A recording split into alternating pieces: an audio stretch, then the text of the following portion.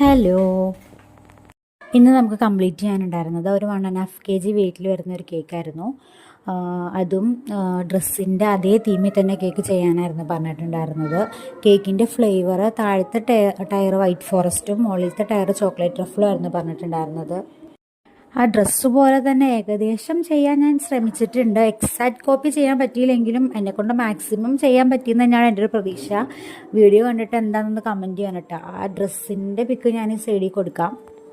അപ്പോൾ നമ്മൾ കേക്കിലേക്ക് വേണ്ടിയിട്ടുള്ള ഫോണ്ടൻ ഫ്ലവേഴ്സൊക്കെ കട്ട് ചെയ്ത് റെഡിയാക്കി വെച്ചിട്ടുണ്ട്. ഏകദേശം ആ ഡ്രസ്സിലുണ്ടായിരുന്ന അതേപോലത്തെ ഫ്ലവേഴ്സ് തന്നെ ചെയ്തിട്ടുണ്ട്.